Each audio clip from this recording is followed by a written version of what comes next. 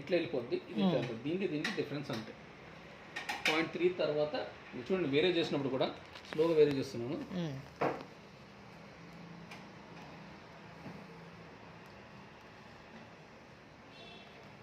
0.8,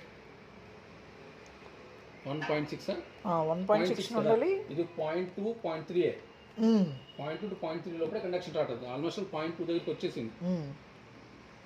0.2 దగ్గర 0.2 చాలా 2 ఉంది.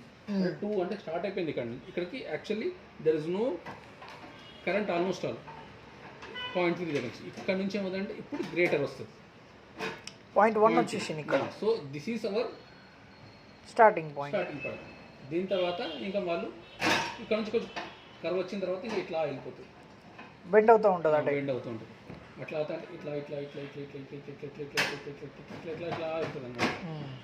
అంటే ఇక్కడ వోల్టేజ్ పెరిగిన కొద్దీ వై యాక్సిస్ దగ్గర లాంగ్ అవుతా ఉంటుంది. ఇప్పుడు ఇట్లా ఉందనుకో ఇట్లా వెళ్తుంది. అదే ఈ ఈ డయోడ్ ఇట్లా వెళ్ళిపోతుంది. 4007 అయితే జస్ట్ వై యాక్సిస్ పక్కనే స్ట్రైట్ వెళ్ళిపోతుంది. మరి అంత స్ట్రైట్ రాదు, ఇట్లా వెళ్తుంది. అంటే లాంగ్ టైంకి లాంగ్ అవుతుంది. వచ్చినావా నువ్వు కూడా? వేస్ట్ ఫెలో ఇది సెకండ్ వేస్ట్ ఫెలో. దీన్ని కూడా ఇప్పుడు రివర్స్ కనెక్ట్ చేస్తాను నన్ను. రివర్స్లో